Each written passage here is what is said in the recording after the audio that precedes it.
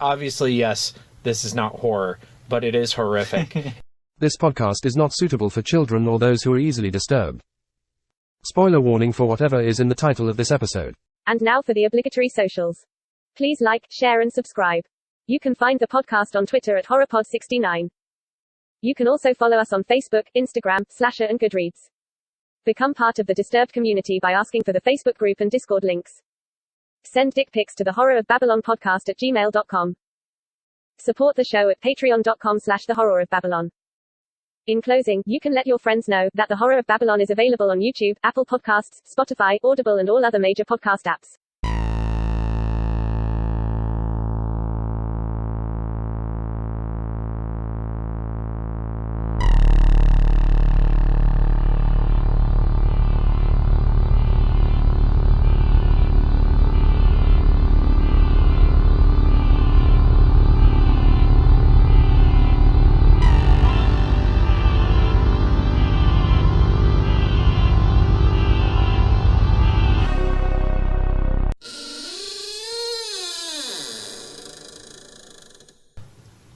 Hello there, and welcome to a very special bonus episode of the Horror of Babylon, where we are discussing the Star Wars Holiday Special. I am Ryan, and with me as always is Daniel. Say hi, Daniel. Hi, Daniel. And we want to give a big thank you to our patrons, Abigail the First, Breaker of Chains, Mother of Dragons, and Logan, the Full Metal Patron. And you can say hello to our very special sponsor, Four Horsemen Comics and Gaming. You can visit them at the Morgantown Mall in Morgantown, West Virginia, or the Superior Store at the Mall at Robinson in Pittsburgh, Pennsylvania. And while you're there, say hello to the proprietor, or Grampus III, horrible person of Christmas. If he's not too busy, he might be in the back smelling cat litter.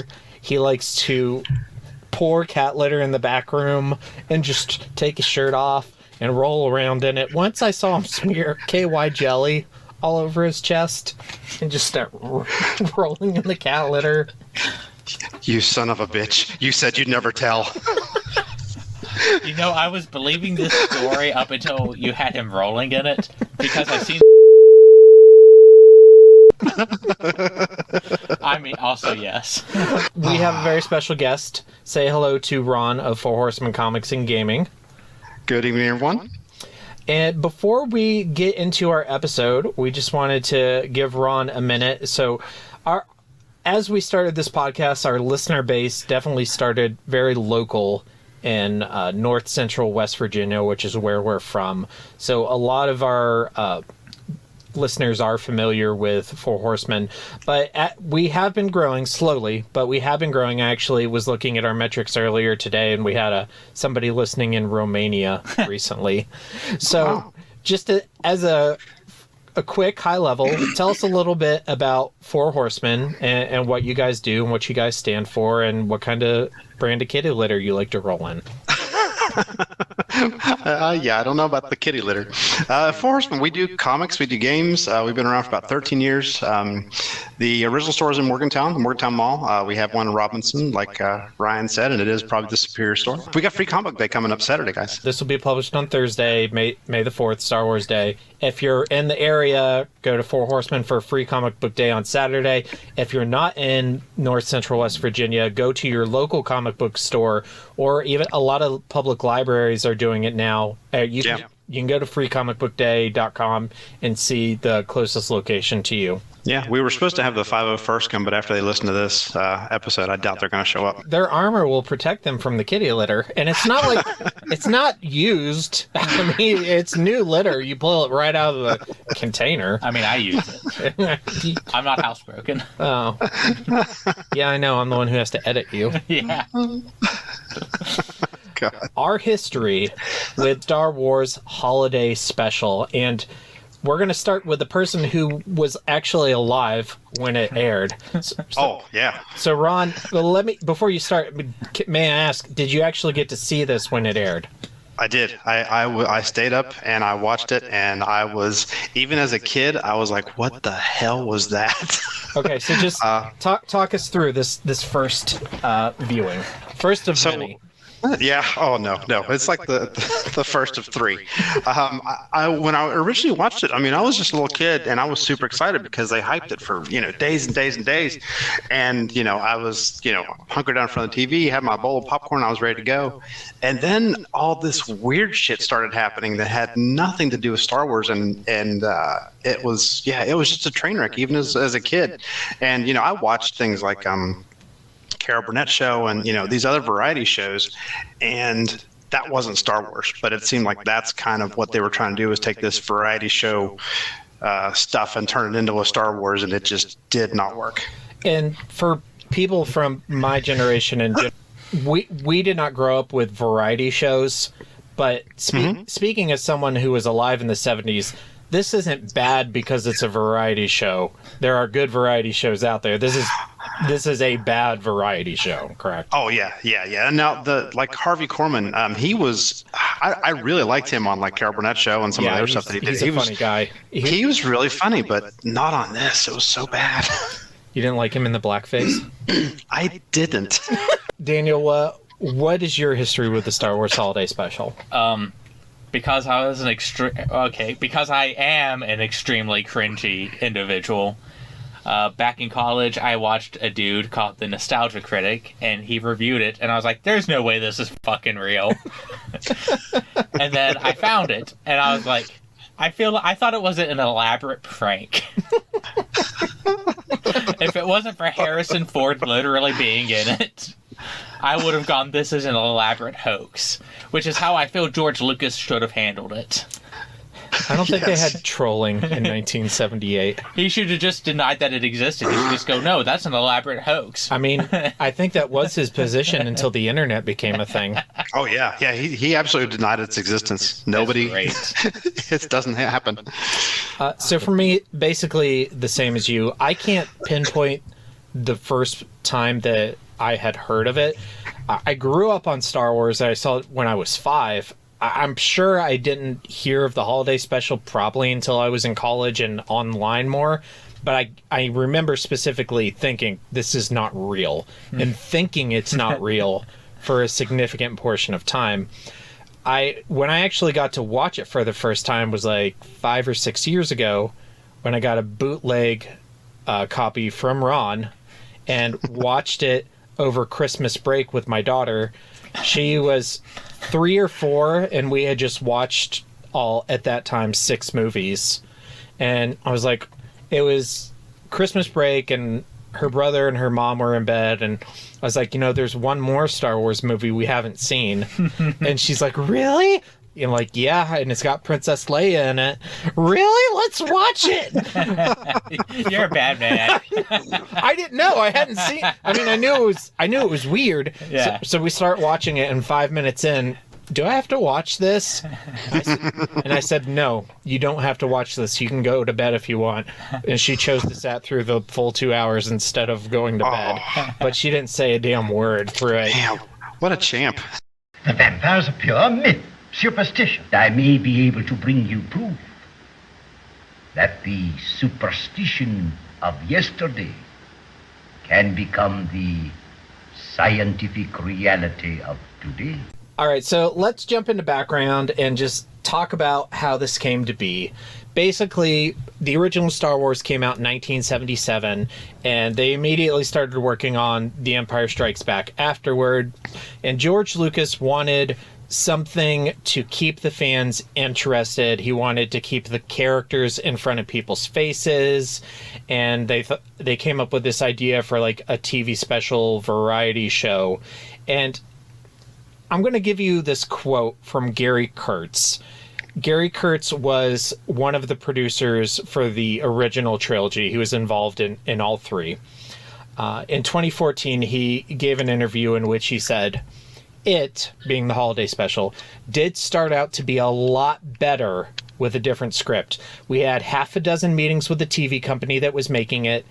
In the end, because of working on promoting Star Wars and working on the next film, Empire Strikes Back, we realized we had no time. So we just left it to them and just had occasional meetings with them and provided them access to props and actors, and that was it." Lucasfilm had next to no involvement with it, at least after the initial phase. Now, the special itself aired at 8 p.m. on a Friday evening, November 17th in 1978 on CBS. And Ron apparently stayed up late till 8 p.m. to see all the way to 8 p.m. all the way to 8 p.m. Well, it didn't finish until 10. That was way past bedtime. Yeah, I know. It was 2 hours with commercials. Yeah. I mean, it was a weekend, so... Yeah, it wasn't a school night. Did you go to school on Saturday? No. And this was seen by an estimated 13 million people.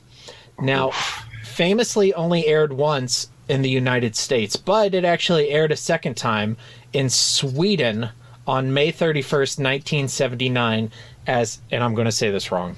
I want to hear I'm going to say this wrong. Yeah, this is going to be great. Krig och fred, which is literally translated as Star Wars and peace. That's great. It was shot completely on videotape, not on film, and had a budget of slightly over a budget $10. a budget of slightly over $1 million, which mostly went to Harrison Ford. How much did they get paid for this, and why was it not enough? Well, it was TV, so nothing. It was all advertisers. Oh, Yeah. They had to so get. the actors didn't get paid? Well, I'm sure That's what I'm asking. Like, George Lucas and Lucasfilm would have made no money. Yeah.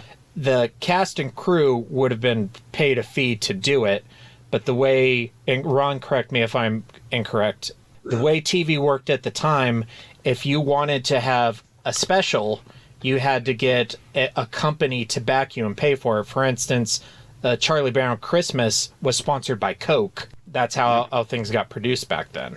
Weird. Yeah. Well, I wonder how much Luke got paid for this. I think they paid him in Revlon. Yeah. He had about 6 inches of makeup on his face. Isn't that because he was just in a car accident? For some reason, I remember that being a piece of holiday special trivia, that the reason he was in so much makeup was because he was just in the car accident. That would make sense. Yeah. But I also am not an expert on the holiday special. All I really know is it happened between A New Hope and Empire. I think they paid Carrie Fisher in piles of cocaine. Yeah, his car accident was January 11th, 1977, so that was even before Star Wars premiered. It wasn't actually that recent. Well, actually, I don't know when they filmed the holiday special, so maybe. That was just a fashion choice at the time, I guess. George Lucas picked film director David Akumba to direct the Star Wars holiday special and sent him down to the production, and basically it didn't work out. David was a friend of George's and somebody who had a background in film, and this is not a film. This is through and through a TV production, and it didn't work out, and he had to be replaced with Steve Bender, and he was a well-known variety show director, and I'll give you some of Steve Bender's directing credits to kind of give you an idea of what this dude is about. The Elvis Comeback Special, Diana Ross Live at Central Park, the Barry Manilow Special, Aladdin on Ice, Beauty and Beast, A Concert on Ice. That's quite a resume. I mean, it's not bad. I mean, he's a different kind of director. You had me at Elvis Comeback Special. Yeah, I mean, I'm nothing against Elvis or Diana Ross. It's just... This is... Can't have anything against the king. This is what they were going for. They were going for a variety show, not a... Not a Star Wars thing. Another issue with this is that it had 5 to 6 credited writers. Oh my god. And it went through... I've seen different accounts, but at least 4 different versions of the draft of a script. Leonard Rips and Pat Proft wrote the initial outline based on George Lucas's notes, and then... Needs to be about Life Day. And then Bruce Vilanch got involved, and he wrote a lot of the variety show portions of it.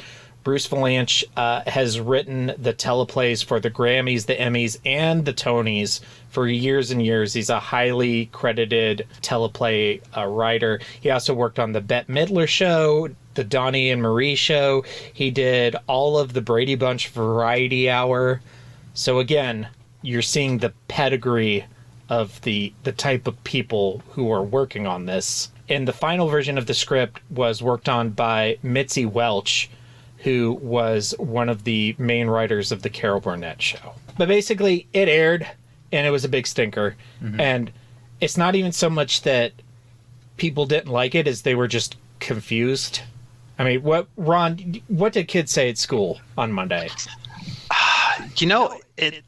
I don't remember talking about it too much in school. I know it was talk about it. Yeah, it was a thing that happened, but yeah, it's like when the priest keeps you after mass. You just don't want to talk about it. Yeah. You just sit in a corner and rock to yourself. Hey, Daniel, why did Father O'Malley keep you back after choir practice? Wait, Ryan, I'm the one who molested him, so. Good for you. You are the only altar boy who has to shave. So, yeah. I mean, that makes sense. I go in disguise as like Assassin's Creed. So the story post it airing is that George Lucas cut ties with basically anybody who was involved with it aside from the core actors. The actors, yeah. Like, what are you going to do? He never allowed it to be aired again. He never gave it a VHS or Laserdisc release. Basically tried to forget it, make it disappear. And then a thing called the internet happened. And people became aware of it. And this is in the pre-sequel trilogy era. So, the mid to later 90s. And I listened to an interview with Bruce Vilanch, who was one of the writers earlier today, and he was telling me. Yeah, I interviewed him. Yeah, you got that directly to you. He was telling the interviewer, once it became public knowledge that it was real and this actually happened and people were watching it via bootleg copies on the internet, he and the other people involved started getting hate mail. What was funny to him is it was before email was really a thing. So people would watch it online and then write him physical letters. It takes so much effort to write a letter. That's so weird to me because it's not like something that was currently affecting the Star Wars canon. It was something that was like buried, that they went out of their way to watch. The way he described it is that people were angry that George Lucas betrayed his vision. One, he wasn't really involved with it. I guess you could make the argument that he should have been, and it's his fault because he wasn't involved with it. But, he was busy on a little movie called The Empire Strikes Back, so... Bigger fish to fry. Ron, what was your thoughts on the holiday special, when you were an adult and that kind of sequel trilogy era, like right before Phantom Menace was coming out, like that age, Ron? What were you, if somebody asked you, "Hey, holiday special," what would you say to them? I would say, one, how do you know about that? And two, do you want to see it? It was a curiosity. I mean, to me, it's still part of Star Wars history.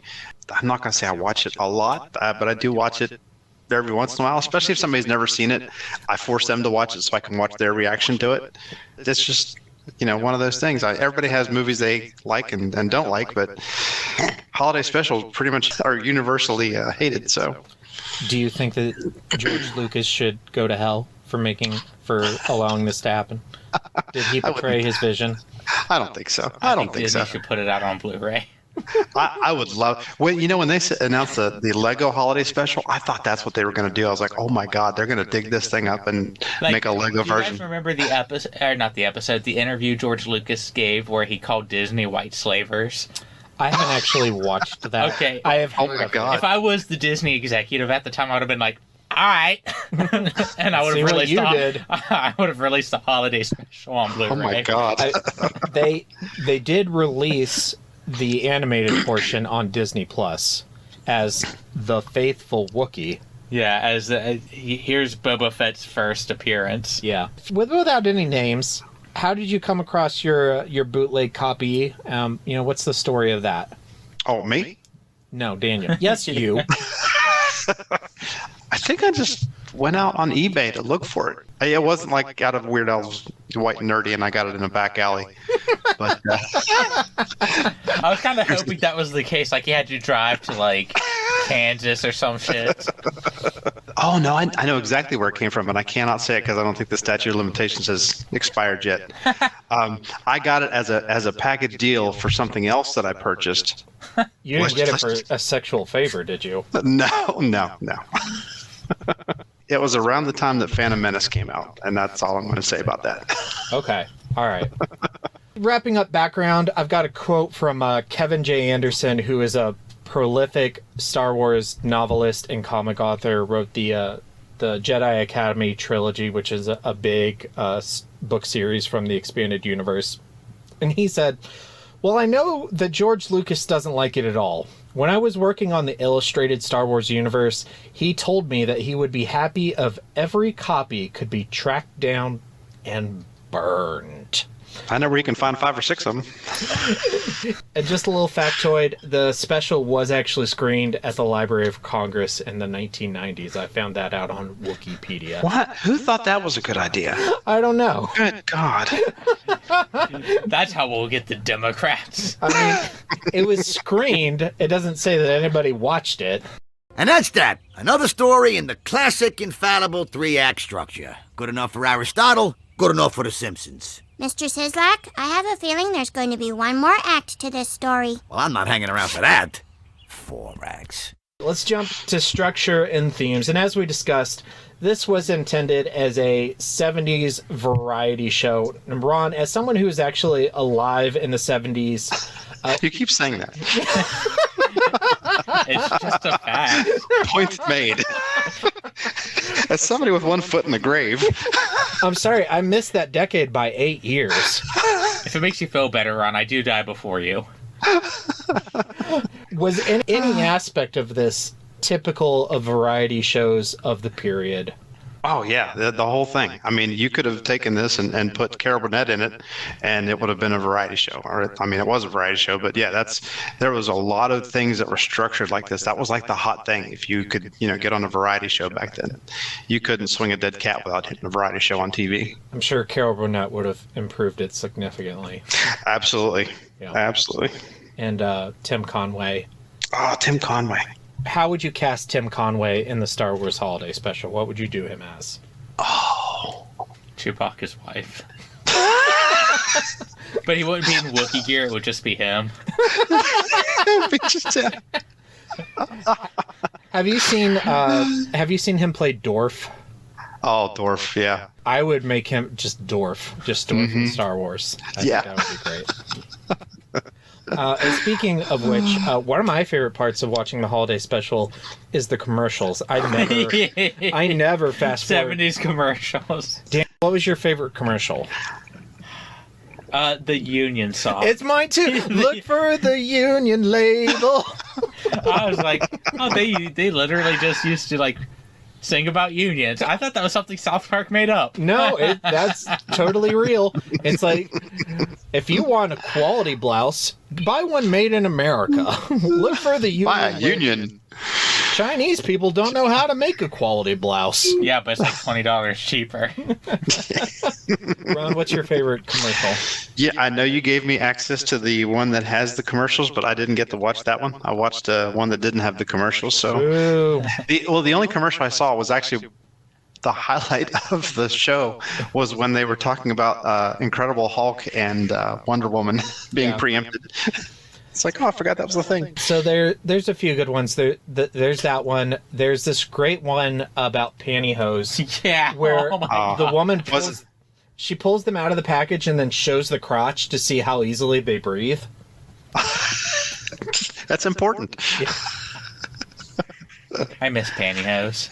And there's several Kenner Star Wars toys commercials, which were fun. But yeah, next time watch the one with the commercials. Was there a commercial with there was like a Native American and he was like in a garbage dump and he just like had this one tear running down his cheek? No. That didn't happen. That was a 70s commercial. Oh yeah. I figured if it was going to air, it'd be in that one. It was. I know the one you're talking about, but no, there were a lot of. After I realized we had commercials, I started looking for that one. There were a lot of GMC commercials. Yeah. Wasn't there a truck commercial? Yeah, there was. I don't know. There were some fun ones. I always. It was interesting. It was like literally looking into the past. Talking a little bit about themes, and there's not a lot to go on here. We're not going to go super deep, but just highlighting. I'm going to throw to Daniel first.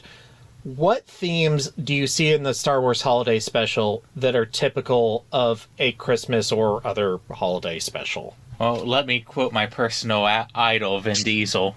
Family.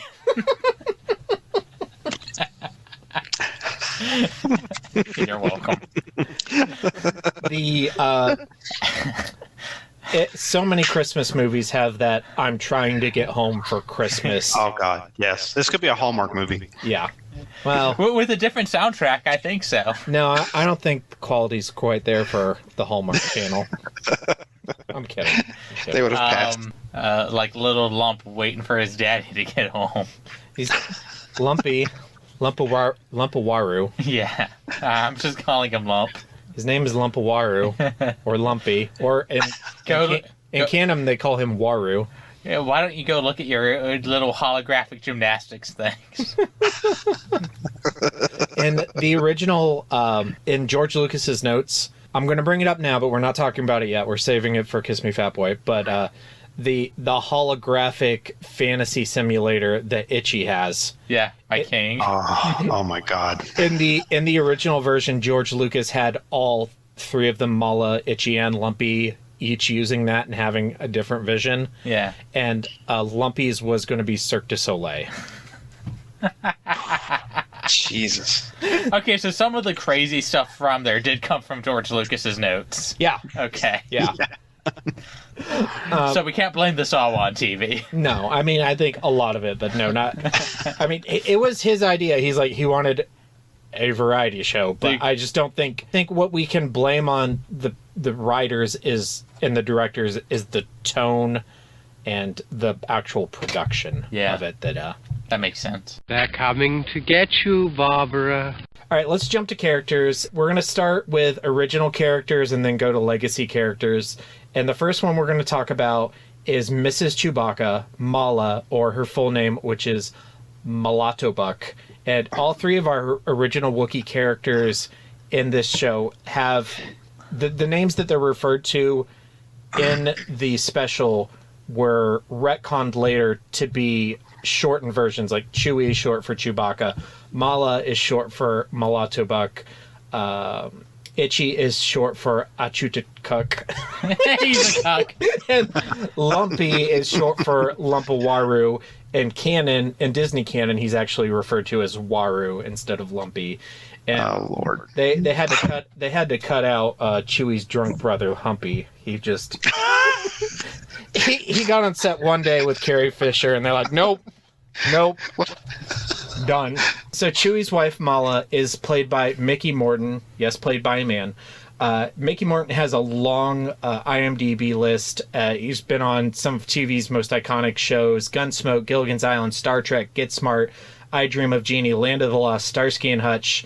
And Solomon Grundy. He was Solomon Grundy on a Monday in Legends of Superheroes with Adam West. He was Klug in Star Trek and the Gorilla Gargantua in the OG Wonder Woman series.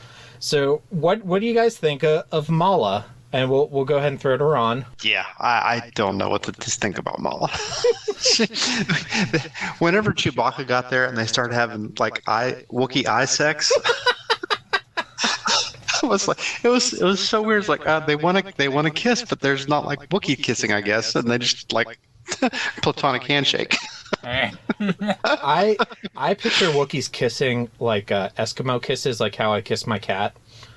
Speaking of which, I was laying on the floor yesterday, giving Eskimo kisses to my cat, and Beck walks in and she goes, "Brian, he eats his own shit." And I said, "Yeah, that's why I'm Eskimo kissing him. Without my lips. I'm not putting my tongue in his mouth." Surprised she didn't say the same thing to the cat. Who says she didn't? I was kind of surprised to hear that Mala was played by a man, but then when I thought about it, and I thought about the size of the actor, I was like, obviously. Now that you've told me this, I was surprised, but like immediately went, well, yeah, he is like 7 feet tall. Yeah, and they couldn't like pair Chewbacca with like this little petite Wookiee, because nobody's going to believe that a little woman Wookiee could like be in bed with Chewie. In fact, I would have made female Wookiees even bigger. Yeah. Yeah. It would have been like spiders. 'Cause spiders typically are bigger than the females. The females are bigger. The males, yeah. Well, would you take that a step farther and say that male Wookiees die after procreating? I can't say that because Lumpy is alive, and so is Chewie. Yeah. But if you had to rewrite the Star Wars canon... Oh, yeah, 100%. Mm-hmm. Like, they would ceremoniously eat the male after. Okay. And I would make a movie about Chewie being the, 400-year-old virgin. It's like holding a bag of bantha fodder. Well, then all the women would have to be banished to the forest floor because they use their claws against the... well, I guess they could do it without using their... Yeah, they sit like a ceremonial dagger. Okay, that's cool. All right. And they have, litters of, 20, so that's how you keep the population going. Can you imagine birthing 20 lumpies? Yeah. I imagine there's a lot. You should read my fan fiction. Gross. All right, any final thoughts on Mala? No. Okay. Pass on Mala. Yeah. Now, the original inspiration as to why I wanted to do this on the show and suggested it to Ron for one of the Four Horsemen episodes, obviously, yes, this is not horror, but it is horrific. And the thing that scares me the most both times I've watched it is Chewie's father, Itchy, played by Paul Gale. Oh, he is so scary. Yeah, I actually... Animal. That's the one. Watches porn in the middle of his family's living room. Ron, talk. Oh my god, that character is so disturbing. I actually stopped watching it and Googled the actor to see whose career this ended, and come to find out that this guy was in a whole bunch of Saturday morning cartoon, not really cartoons, but like live action things that I watched. Have you guys ever heard of Bay City Rollers or HR Puff and stuff? Sigmund and the Sea Monsters. Yeah. The names, yes. He was like one of the alternate villains in those universes, across from a chick named Witchy Poo. His name was Hoodoo. We were Star for Entertainment back then. Yeah, he also appeared on The Brady Bunch, The Love Boat, The Odd Couple, Chips, Fantasy Island. He only has 21 credits on IMDb, but, I mean, again, he's on some of TV's most iconic television shows, at least of the decade. How many of those were after the holiday special, though? Actually, let's just go. Do one of our favorite things and go straight to IMDb live while we're recording. So this guy's name was Paul Gale. I just wonder if it ended his career. I love the picture that they have for him. His IMDb picture is a clown picture that's maybe scarier than Itchy. It's up there. I thought it was like a leprechaun. I did not bring enough beer for these pictures. No, you did not. Oh, that's Hoodoo. That's his character from Hoodoo. Most of that, a lot of it is after the holiday special. He actually did background voices in the 70s Lord of the Rings. I love that. Yeah, is he the one who sang Goblin Town? No, that's the wrong movie. That's The Hobbit. Okay. Star Wars Lord of the Rings trivia. A very, very big name Star Wars actor was in the Ralph Bakshi animated Lord of the Rings film and played Legolas. Who is that actor? Oh. Anthony Daniels, C-3PO, also played Legolas in the animated Lord of the Rings. I just thought you made that actual trivia up. No, that's 100% true. The last time I watched that Lord of the Rings movie, I was like, God, he sounds so familiar. And oh my God. I looked it up and I about shit a brick. That's pretty funny. We're scary. I see that you as a Chinese martial arts practitioner and Sifu. Can you please, Black Belt Daniel-san, please explain to us what is Sifu? It's a black belt instructor. Okay. Yeah. All right. So he was legit. Yeah. He was at least a black belt with enough knowledge to be trusted to teach someone. Okay, cool. Like, I'm a black belt, but I'm not a Sifu because they don't have me running classes. Yeah, I mean, you're like level 1 black belt, right? Part of getting to level 2 is I'm supposed to be running classes. I ran part of our class tonight. We'll come back to Itchy and Kiss Me Fat Boy with his amorous activities. Yes, please. All right, so let's talk about the pictures you picked. This is my second favorite picture. I'll tell you what my favorite picture is when I was watching him and he was like looking at the animated special, like watching his dad's adventure. Yeah. But then there was like a cliffhanger and he goes, oh, what happened to my dad? Yeah. Is my dad okay? Commercial. That was my favorite. Okay, so Lumpy or Lumpawaru, Chewie's son, played by Patty Malone, the only Wookiee played by a woman in this thing, whatever it is. She has been on a lot of iconic TV shows as well. She was in Little House of the Prairie, Charlie's Angels, The Love Boat, Buck Rogers, The Smurfs, Name is Earl. And she was also one of the elves in Ernest Saves Christmas, and she played the little mummy girl in Scooby-Doo and the Ghoul School. Okay, so she's like amazing. Anyone who is in the Ghoul School gets a pass. We'll throw to Daniel. What do you think of Lumpy? I hate how much time I had to spend with them. Oh, God. I love the faces as like freeze frames because that was kind of funny. Mm-hmm. I wish I had been drinking when I watched it. Well, I was. Because I feel, I honestly, again, I know I say this every time. I feel like if we would have been watching this together, it would have been a blast. We just need to add 2 more hours in the week so we can watch whatever movie. So that we have time. Yeah. Ron, do you think that was his real or Lumpy's real teeth in that mask? Well, if you look at Itchy's mask, there's no teeth in it, and I don't know if that's just because the teeth are not in it, or if it's because they use the actor's teeth. But I mean, possibly, could be. It just doesn't look right. I don't know what it is, but that kid just freaks me out. You know, we spent the most time with Lumpy because this was intended for kids, and unlike most Star Wars stuff, they took advantage of having a kid protagonist so children could kind of see themselves. That's something that I've always found baffling, because every time when I was a kid, I hated kids. Because I want to picture myself as Luke Skywalker. I don't want to picture myself as Lumpy. I want to be the hero. Kids see themselves as the hero. They're little narcissists. Lumpy was a hero. He had the stormtroopers trash his room. And he watched a robot do a tutorial on building a thing. Why do we have to watch a user's manual? Because we needed to know how to program the thing so that the Empire would find something in the house worth getting upset over. Oh, you could use this to contact the rebellion. Yeah, I guess we could. Jesus. This isn't a lightsaber. I don't want to see this. All right, let's talk about Boba Fett. Now, I wish he kept this color scheme. I do like the blue color scheme. Yeah. He's very Eastery. Yeah, yeah, kind of. Yeah, kind of. Pastels. Yeah. So famously, this is the first appearance of Boba Fett, but Boba Fett was not created for the holiday special.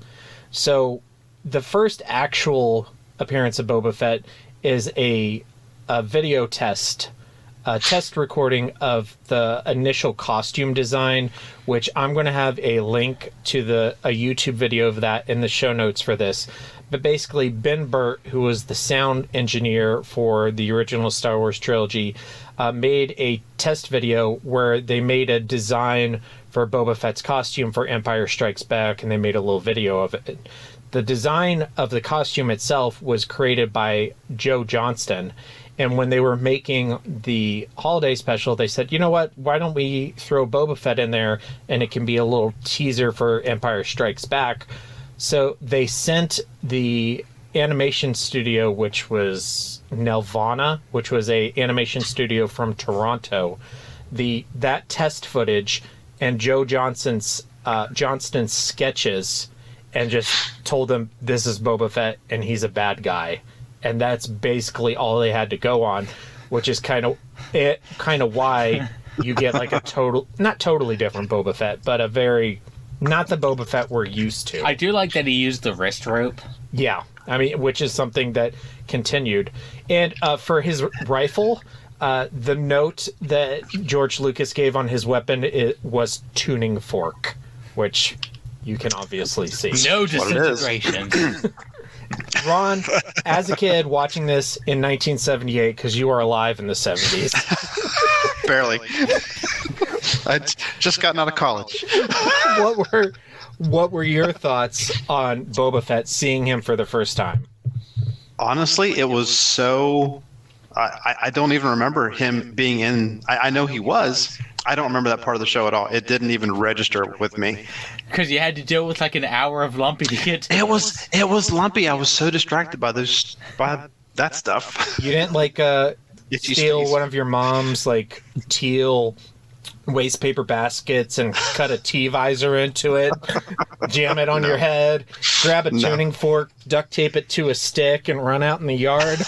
No, the only thing I really remember about the cartoon part of this, and I remembered it again when I rewatched it, was how horrific Han looked. Yeah, I was talking about that before. Oh my God, what happened? He had no eyes, and his face was like a foot and a half long. Why the long face, Han? Well, I read an article from the Animator. So StarWars.com, for the 40th anniversary of the holiday special, put out an article about the first appearance of Boba Fett, and they interviewed John Celestri, who was Boba Fett's lead animator at the studio animation Nelvana, who produced the animated section. And the article goes pretty deep into it, and I will have that linked in the show notes as well. But basically, Nelvana, they were basically anti-American animation. In the 70s, animation was very commercialized, and they were all about making something that looked different from American animation, something that had different. that had like European artistic values, and I would say they succeeded in doing that. And here's a quote from that interview from John Celestri. He says, "The biggest challenge was how to give a performance without facial expression. I had to use gestures and body language, but not in a broad pantomime way. It required economy of movement. I approached playing Boba Fett as a Clint Eastwood-style character in a spaghetti western. Makes sense. He had self-confidence and macho poses. He was a gunfighter. Without this influence, it would have been too stiff. The gestures can't be cliche. You're trying to do something different, but within the frame of the character." In that aspect, he succeeded. Yeah. And the color palette they chose for his armor was specifically based on the background colors they chose for the planet, something that would show up against the background colors they chose, like in this picture you can see I have in our notes, but not be like too poppy. Yeah, too poppy. I believe that was actually the term he used. Because like red would pop even more, and might make the helmet look like it's coming forward. And originally, in the test footage, the alpha Boba Fett armor was all white. Yeah. Because the original intention was for him to be an Imperial, and George actually wanted to make an army of Boba Fett armors for stormtroopers to use in Empire Strikes Back, but it was too expensive, and they decided to just use regular stormtrooper armor and just make Boba Fett a one-off character. Yeah.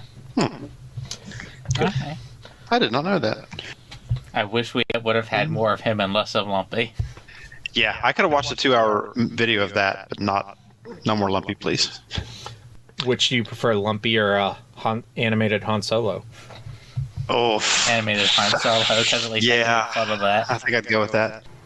So I've got 2 more sections on characters, and we're not going to go into each character specifically, but first, guest stars. So there's lots of guest stars. Oh my God, there are so many. But the ones that I have written down are B. Arthur, who plays Akmina. Art Carney's character, the reason they put him in it was to translate for the Wookiees because they didn't want to use subtitles. And then Harvey Korman is in it as several different aliens, including a 4-armed, black-faced alien who has a cooking show. Whip, whip, whip, Whip, whip, whip, whip. Whip, slump, stir. Ron, being the person who's probably familiar with these three people the most because you were alive in the 70s. Yes. What are your thoughts on B, Art, and Harvey, any of their characters, or any of the other guest stars, just in general? What were you Like I said, I really wanted Harvey Korman to be funny because that's what I was used to him being. I just found him odd. I thought the 4-arm thing was kind of a cool gimmick. I had never heard B. Arthur sing, and I hope I never hear it again. Ron, I know you're new here, but I'm the mean one.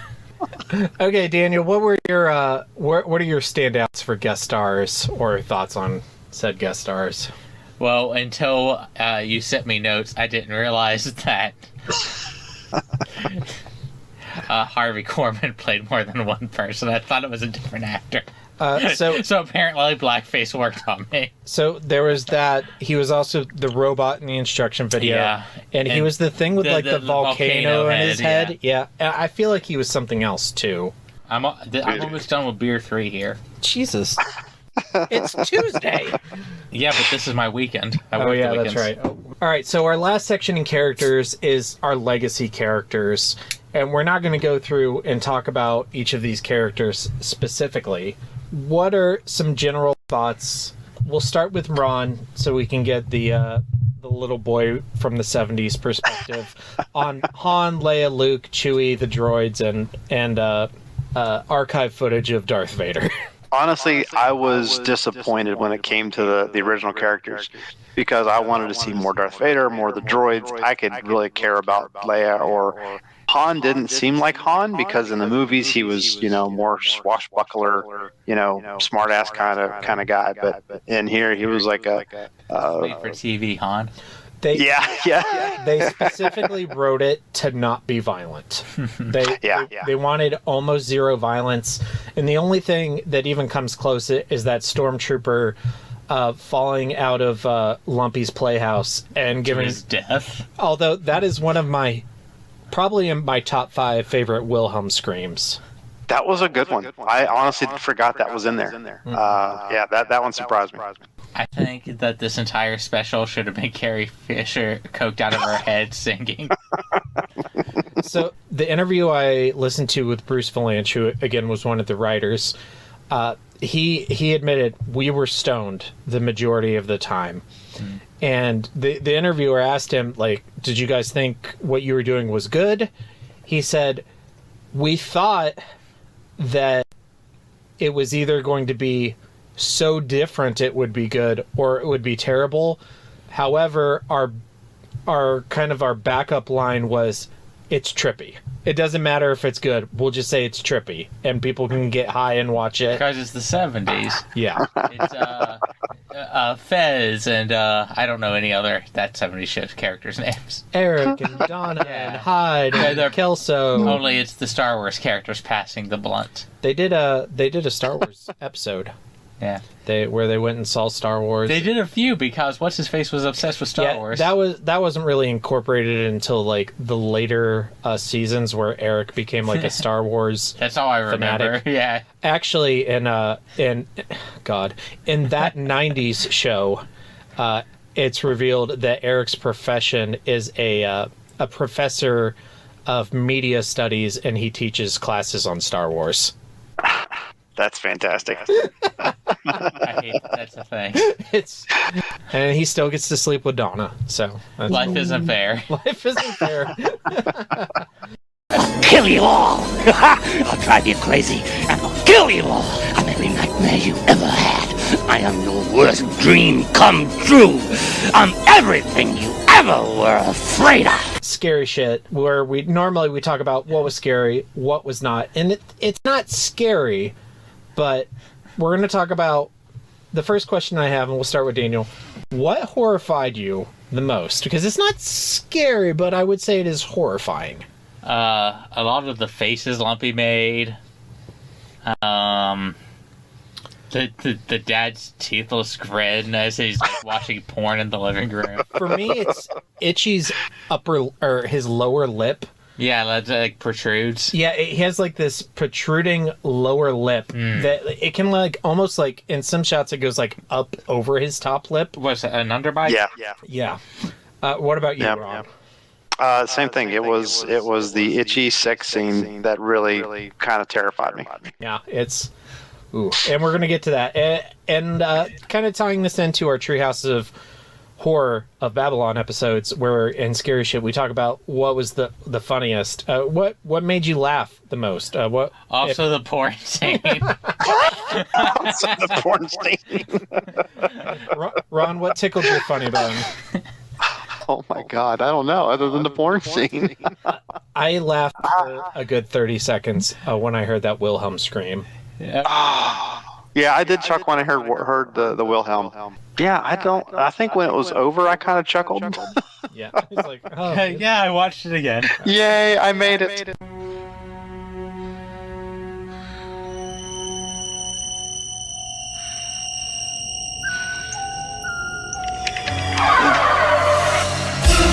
Kiss me, fat boy. Kiss me, fat boy. Ron, I find you adorable. And I find you adorable. I find you adorable. And I don't need to ask how you find me. I don't know what that's from. That's what the lady in Itchy's fantasy says. Yeah. Oh my God, it is.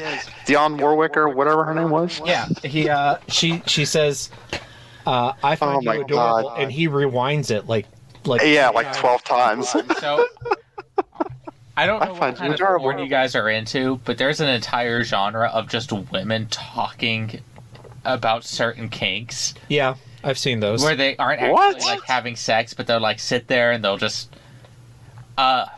like masturbation instruction. Yeah, there's a shit ton of those, and that's what this reminded me of, like the whole time. Yeah, it's just oh my God, Kashyyyk masturbation instruction video. I find you adorable, you big strong Wookiee. You want to show me how big and strong you are? Oh my God, your biceps are so furry. Do you even trim that fur, you bad Wookiee? I was afraid I was cucking your name. Oh my God. What were you saying, Ron? I was just afraid we were going to see what a Wookiee erection looks like. I picture like a dog, like a Red Rocket. Yeah. Red Rocket, Red Rocket. Eric Cartman jerking him off. Red Rocket! Red Rocket! That's a South Park holiday special. Oh. My God. It didn't strike me at the time, but now thinking back on it, one of the funniest things to me is that Art Carney gives him that and sets him up and then like slaps him on the shoulder. You're really gonna like this. It's really wow. Yeah, that's what he's like. They know what they were talking about. Wow. Like it's not even like people are like, oh, it's not porn. I'm like, yeah, but it's like TV porn. It's basically porn. I mean, I'm sure Art Carney watches that in the back of his store. Yeah. I listen to this to Wookiee translating videos. I mean, he's stuck minding a general store in Kashyyyk. There's only Wookiees around. He's not into Wookiees. There's no other women. You know what he's into is Rhodians. If he can meet like Greedo's sister in a bar on Kashyyyk. Dude, he's got B. Arthur. Like have breasts. I don't think B. Arthur's character was on Kashyyyk. Oh no, she was on Tatooine. Yeah. That was supposed to be in the because they had the band. Yeah, still playing that same damn song. And then she sings. So, who do you prefer, B. Arthur's vocals or Carrie Fisher's vocals? And I will tell you, be nice because I will have no Carrie bashing. Kind of like B. Arthur more. Yeah. I did think B. Arthur was a little better. And it's funny because both of Carrie Fisher's parents were very talented singers, which is why I think she wanted to sing. Mm-hmm. My dad's a talented martial artist. It doesn't make you a talented My dad's a talented guitar player and medical doctor, but I can't do either of those things. Yeah. But he doesn't know half as much about the Star Wars Holiday Special as I do. Take that, Dad. He didn't write an 8-page outline about. All right. The The power of Christ compels you! We're jumping to The Power of Christ Compels You, which is our section where we talk about religion. And I actually don't... Life Day seems religious. It is, but I actually don't have anything to talk about regarding the Star Wars Holiday Special. I just have a really funny Star Wars story that I've wanted to tell, and I haven't. I've been watching all the Star Wars Celebration footage, watching all the panels and interviews and stuff, and Star Wars Celebration 2023 took place over Easter weekend. So day 3, Sunday, of that convention was on Easter Sunday. And one of the panels that they live streamed was the Villains of the Sequel Trilogy panel with Gwendolyn Christie, Captain Phasma, Snoke, and Ian McDiarmid, Emperor Palpatine. So it was just a 3-on-1 interview with them. Ron, are you still there? Yeah. Okay, great. Just making sure. Just making sure. So, of course, they bring Ian McDiarmid out last. They introduce Gwendolyn Christie, Captain Phasma. Oh, everybody's screaming. They introduce Andy Serkis, Snoke. Oh, everybody's screaming. And they introduced Ian McDiarmid. He comes out. The house goes crazy. He comes to his chair, and he gets his microphone, and he says, "Greetings to you all." And then he switches to the Palpatine voice, which I can't do. Good. And he says, "Greetings to you all on this day of resurrection." Just slightly comparing himself to Jesus, by the way. He's a total narcissist. I don't know. Jesus is really a Sith Lord. I mean, yeah. That's true. The question is, the one that was destroyed, was it the master or the apprentice? The apprentice, because God is the Sith Master. Okay. All right. There's my blasphemies for the day. Really? That's a boy story, Daniel? Oh, I still have 7 more blasphemies I have to do before I get to bed. All right, when we wrap this up, I'm probably going to have to do 3 or 4. Straight in a row. Shotgun them.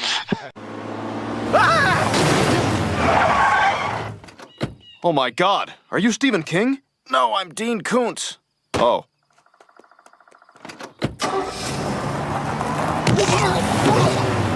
We got to start winding down. Let's move to Kings and Koontz. Daniel, what is your king for the Star Wars Holiday Special? The grandpa porn. Oh. I find that so fucking funny. Because it's so obvious what it is. Yeah. How did this happen? Why did this happen? Yeah. For me, my king is just the story. I love the story and the legacy of the holiday special. Just telling people that this is a thing. No, it really happened. No, it really happened. This is a real thing. I love that. Ron, what is your king in your first king ever on the horror? My first king, more R2. I was, anytime I can get to see R2 in action, I'm all for it. So yeah, I like that. And that actually, when I was thinking about this question, because I knew this was going to come up, and I actually put a note in my notes. I said R2 always steals the scene he's in. It should have been 1 hour and 37 minutes of just him and a fly, a.k.a. Yoko Ono. Oh shit, there's the next movie idea. If this doesn't break them, nothing will. Have you guys heard of the Yoko Ono movie called The Fly? No, but I want to watch it. The Jeff Goldblum movie, The Fly, is... It is not. I'm not going to tell you anything else. All right, go find it. That'll be your second movie for June. Okay. There's no way you could. You're not going to be able to write anything for this. You can't use this. No. I'll be impressed if you do. We'll do it. I'll bring you some sake. Yeah, we'll do it. All right, and we'll just snake it. What is your Koontz, Mr. Ron? No. Pass. Pass. You can't pass. You're lame. We're going to come back to you. You can hear ours, and we'll come back to you. All right. My Koontz is something that drives me crazy. It's the fact that they use screens instead of holograms. It fucking drives me nuts every time I see it. So my Koontz would be a king in a different context. Is all the Wookiee speak that I can't understand. I like that there's ideally, I like that there's not subtitles, and I feel it works in a movie. Mm-hmm. But I'm sitting there, and there's like 3 different Wookiee characters. I'm like, I have no idea what's going on. I don't speak Shriwook. Yeah, to me that's super distracting, and I can't even imagine actually being at like 8 years old with my bowl of cereal, like ready to watch the holiday special in the 70s when Ron was alive. All right, Ron, pony up. What's your tunes? So the thing that really took me out of it, and actually you reminded me of it, is when it first started. They had those screens on. The sound, and this is going to be so nitpicky, the sounds that they used were the same sounds that they used in the movie Alien when they were scanning for the alien ship or whatever, and that really bothered me. There's another sound effect in Star Wars and in the holiday special that was also used in Alien. Do you know what it was? No. One of the Wookiee sound effects is a lion eating the head of a cow, which was also used in Alien. Don't ask me where it's used in Alien, because I don't know that as nearly as well. Probably when it's munching on something. Yeah. So we're going to rankings. Daniel and I are going to our lists. Daniel, I have your list in front of you. And again, if you're new to the show, we don't do ratings, we don't do stars, we don't do letter grades. We have a continual list, and our Discord link is in the show notes. Join our Discord and go to the rankings channel, which will link you to our Google Drive. And after following those 5 steps, you can see the list of movies we've watched and how we rank them. Scroll down. Scroll down. Daniel, where are you putting the Star Wars Holiday Special? It's above All That You Will Love Will Be Carried Away. I think I'm going to have to put it below Watchers, above Abraham Lincoln Vampire Hunter. It's definitely above Abraham Lincoln Vampire Hunter. So that will make it your new number 49. God, we've watched a lot of things. Yeah, we have. Oh my God. Which is why we don't read them all off anymore. It's my number 14. Yeah, that's so high. That's basically not me saying that I really like this. That's me saying that I have disliked the majority of the crap I watched. You're welcome. Ron, do you want to give it a... You have it above the Mermaid Saga animes. No, they weren't that great. I mean, they were... Yeah, but... Wow. Do you want me to bump it below the Mermaid Saga? No, you did. That's your list. Here you go. No, I'm doing it for you. Don't tell me I've never good to my work husband. Okay, there you go. Does this mean it's technically my number 1? Yeah. Well, I was going to say... Oh, shit. You could start a list if you want, if you plan on coming back, or you could give us a letter grade or out of 5 stars, or however you want to grade it. It's up to you. I'll give it 3 bags of cat litter. Out of how many? 5. And what brand? Scoop. Scoop. Yeah. That's not a brand. Yeah, it is. It is? Yeah, it's Scoop, like super nice. Oh, okay. It pumps so well. Maybe I should check that out. Yeah. Oh, Clumpy. You should check out. That could be like oh my God. Chewie's uncle, Clumpy. Clumpy, the drunk uncle. He works part-time at Four Horsemen Comics, and he brings the litter for Ron to roll around. The next time I go to a Magic tournament, I'm going to enter as Clumpy. I'm Clumpy. Okay. I need a DCI card. My name's Clumpy. They don't do that anymore. There's no more DCI. Oh, okay. Fine. DCI stands for Do not Dead resuscitate. Cats Inside. I don't know. Oh, God. Continuing the wind down, for Zombie Day, not going to mention Star Wars references in the holiday special, but just talk about some of the things from the holiday special that have continued on into other Star Wars media. Lumpy. So all 3 members of Chewie's family have appeared in various other pieces of Star Wars media. Talking about the current canon, they all appeared in the short story The Tree of Life from the Life Day Treasury, which Life Day Treasury is a short story collection of stories that all relate to Life Day. Lumpy himself, although he's known as Waru in canon, appeared in the novel Aftermath Empire's End by Chuck Wendig, and in the Life Day one-shot comic from Marvel Comics, and in Hyperspace Stories issue number 4 from Dark Horse Comics. Itchy actually appears in a novel that we eventually plan to review here on the Horror of Babylon, Star Wars Death Troopers by Joe Schreiber, which is the Star Wars zombie novel. Okay. Yep.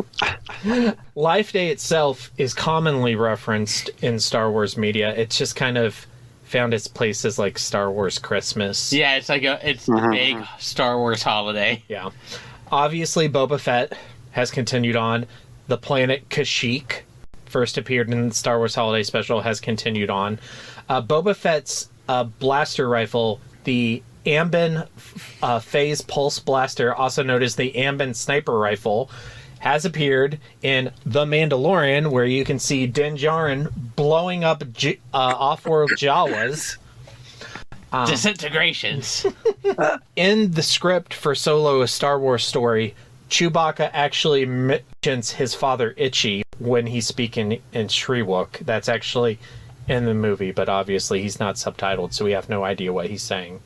The animation studio Nelvana, who did the animated portion of the holiday special, went on to produce 2 television series for Lucasfilm, Star Wars Droids and Star Wars Ewoks. And then the holiday special was resurrected in a sorts as the Lego Holiday Special in 2020, which is a nod to the holiday special, but done with competence. An actual budget. And other franchises have actually made their own versions inspired by the holiday special. I did not know this till today. The Walking Dead did the Red Nose Day special, which is a parody of the Star Wars Holiday Special, starring Andrew Lincoln, aka Rick Grimes, and Norman Reedus, aka Daryl Dixon. And we will have a link to the YouTube link for that in the show notes. It's hilarious. We should do that for our Christmas special. And it features a 15-minute drum solo by Melissa McBride. And then, of course, last year, the Guardians of the Galaxy Holiday Special was released on Disney Plus. And I still need to watch that. It's pretty good. It was really good, yeah. Yeah, I enjoyed it. James Gunn said that he was inspired by the Star Wars Holiday Special, which he unironically loved as a child. I can't wait for his Superman movie. Inspired by the Star Wars Holiday Special? I assume it's going to be partially inspired by the Star Wars Holiday Special. And then just some design influences. In the Clone Wars TV show, the Death Watch helmets, which is the Mandalorian faction, the Death Watch, Death Watch did nothing wrong. Their helmets are based on Boba Fett's armor from the Holiday Special. C-3PO's design in the Genndy Tartakovsky Clone Wars miniseries is based on his design in the animated portion of the Holiday Special. Concept art from Kashyyyk in the Holiday Special was used when designing Kashyyyk for Revenge of the Sith. And the last thing I wanted to mention, which Ron already mentioned, was the Star Wars Holiday Special is referenced in Weird Al Yankovic's music video for White and Nerdy.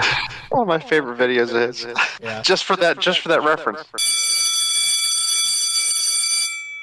You heard the bell. It's time for class, and that means homework is due. And we have 2 pieces of homework today. Daniel, we're going to start with you. You're a hotshot TV producer, and you've been given the green light to make a holiday special for the franchise of your choice. What franchise do you choose, and how will you make this the most horrific holiday special in the history of pop culture? Our regular listeners know that we've been doing a blah, blah, blah, blah, blah-a-thon. But we've also been covering another franchise, the Ring franchise, one of Daniel's personal favorites. So get ready for the 5 golden rings of Christmas. Sadako inadvertently, her curse kills Santa Claus and Charlie Brown at the same time. Oh! And when she crawls out of her well, she realizes it's her job to save Christmas. Only she is now played by Lady Gaga, and it's a musical. What beloved franchise are you going to destroy with your holiday special? Ron? Did we lose Ron? Oh. Did he not do his homework and he left? He bailed. I didn't do my homework. I'm out. Ron, Wait, if you can hear us. are you there? Yeah, now There we we can are. hear you. Can you hear me? Yeah. I didn't hear any of Daniel's stuff. Well, you can just hear it on the actual episode. Okay. I'm actually kind of proud of my answer, Yeah, too. it was pretty good. Oh, damn it! You can just listen to the episode. I'll have to do that. I'll do that. All right. Well, I only did half my homework. I didn't know what I had to ruin it. But I would like to see a Back to the Future holiday special. All right. I don't know how I'm going to ruin it though. It's hard to ruin Back to the Future. It really is. Everybody. You make Biff the main character. Did you guys ever see the original or the cartoon that Rick and Morty is based on? Yeah. No. Oh, you should watch that. You gotta suck my dick. I haven't even watched Rick and I didn't know Morty. if we could say that. Have you listened to the show before? He edits me out. I'm Yeah. gonna edit out "suck my." You get a lot. Yeah. Sometimes it's not even anything bad. He just thinks it's funny. Speaking of getting beeped, constant listeners will be no surprise if I'm not allowed to use Star Wars. Then I'm going to talk about Middle Earth. So the Lord of the Rings holiday special will involve Santa losing the one sack. It's found by Frodo and Samwise in the Shire, and they have to go on an epic journey to return it to the North Pole, which happens to be in the northern snowy parts of Middle Earth. When they get there, they're greeted by all of Santa's black elves. And Twitter collectively loses its mind. And the special itself is actually going to be pretty high quality, but all the elves will be black.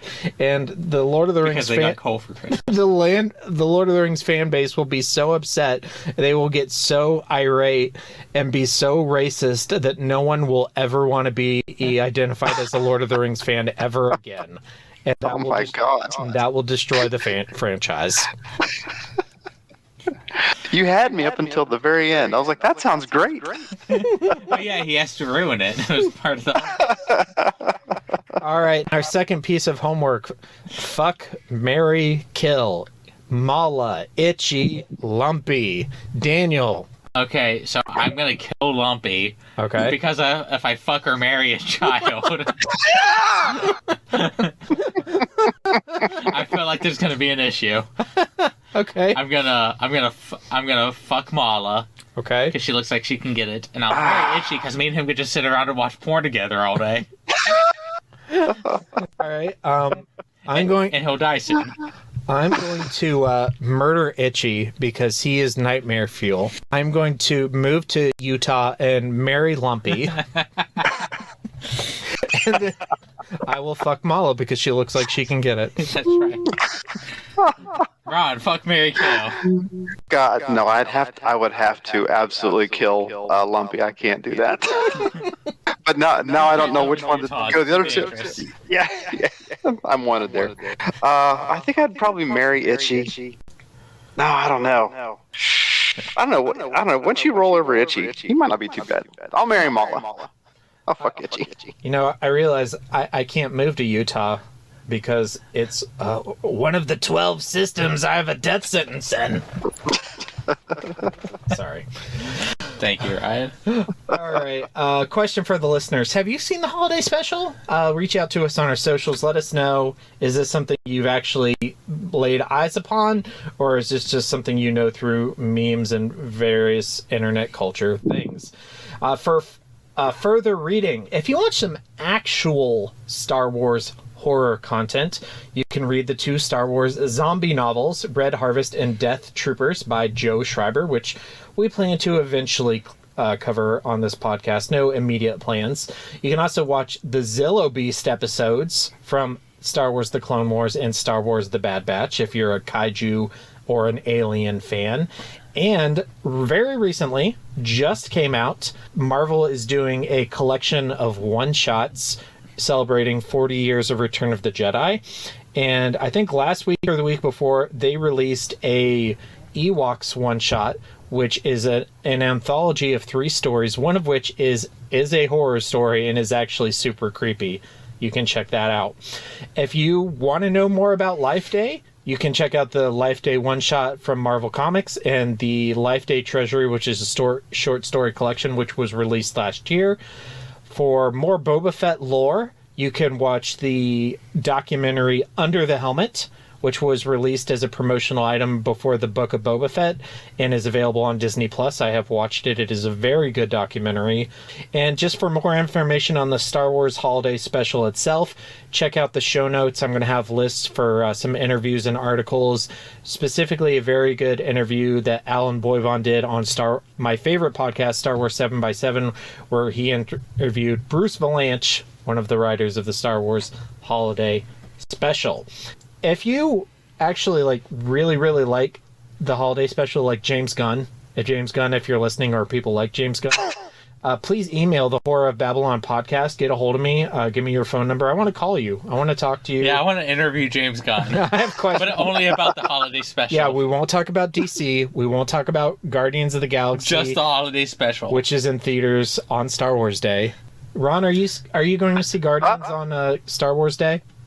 I hope so. I'm still getting ready for Free Comic Day, so maybe not. I'm going to see Evil Dead Rise, so I would rather see. Oh, that looks so good. I wanted to mention this real quick. So I took the kids to see Mario on Sunday. Mario. Have you guys seen Bowser's song Peaches? Yes, it's on my games playlist. So it gets to that point in the movie, and it's a pretty full theater, and there's 3 or 4 kids who are sitting next to me. It gets to the part where Bowser sits down at his piano and plays Peaches.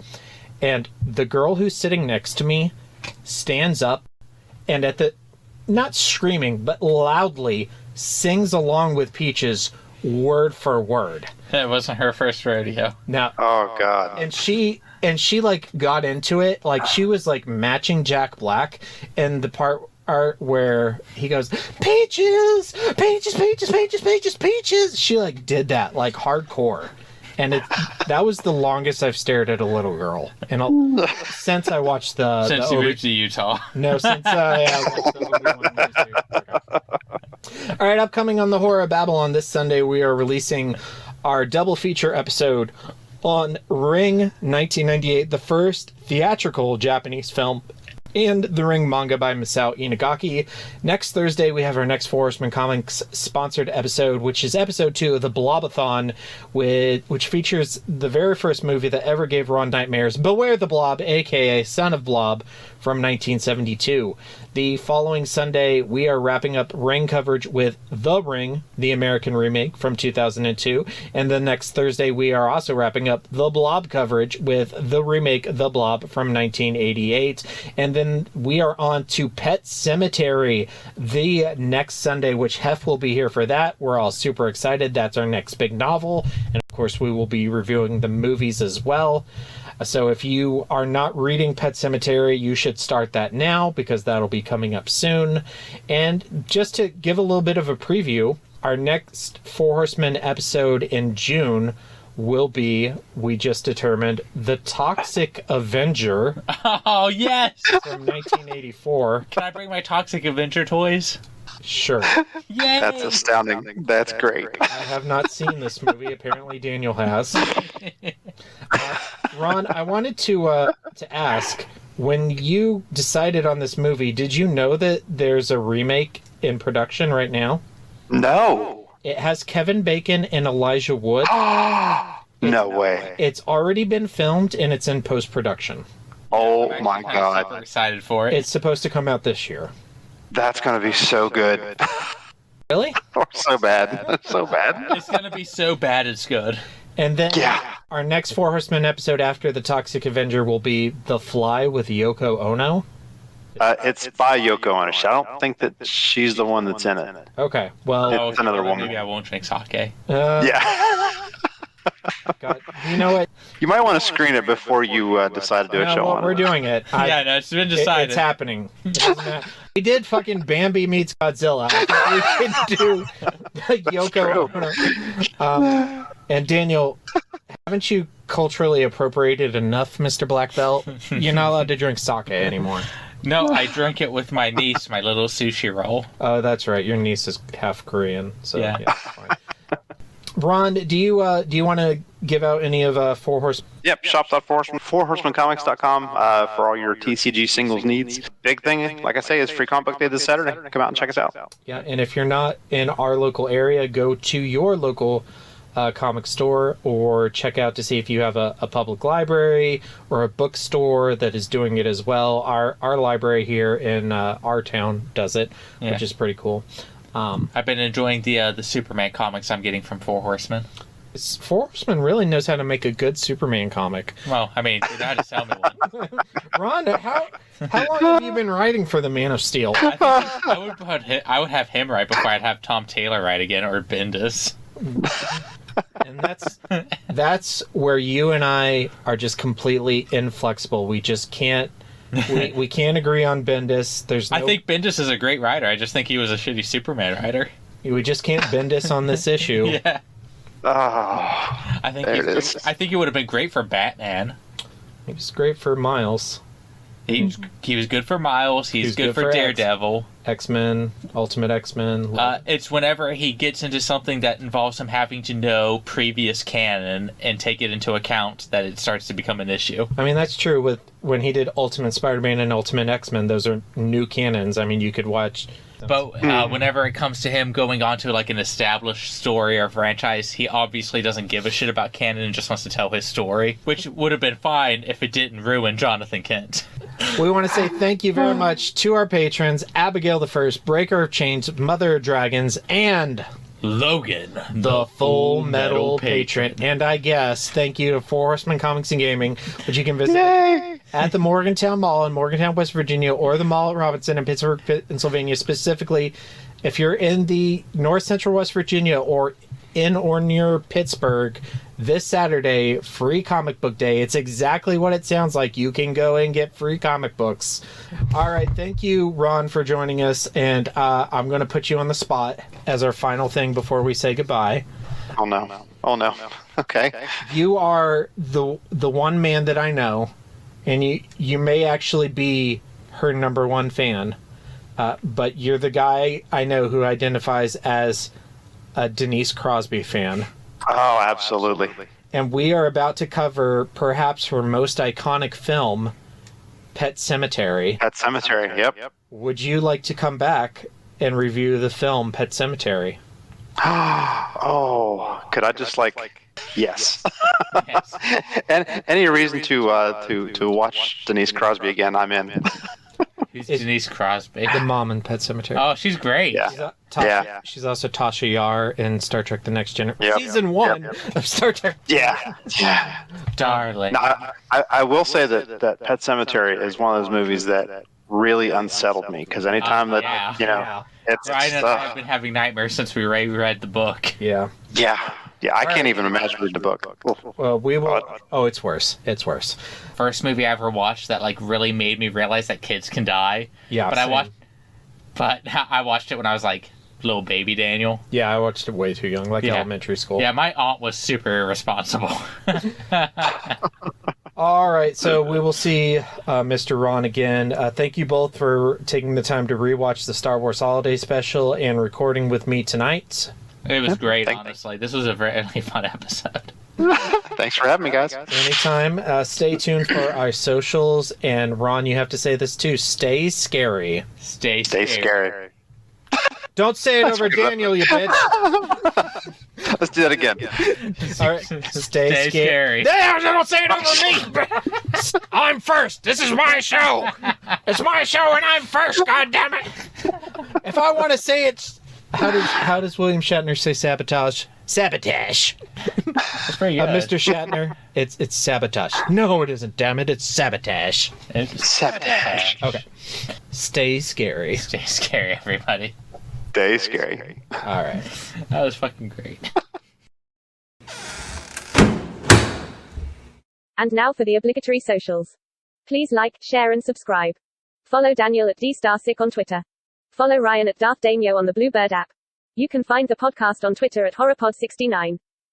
You can also follow us on Facebook, Instagram, Slasher, and Goodreads. Become part of the Disturbed community by asking for the Facebook group and Discord links. Send dick pics to the Horror of Babylon podcast at gmail.com.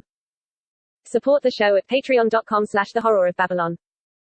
In closing, you can let your friends know that The Horror of Babylon is available on YouTube, Apple Podcasts, Spotify, Audible, and all other major podcast apps. Stay scary. Look for the Union label when you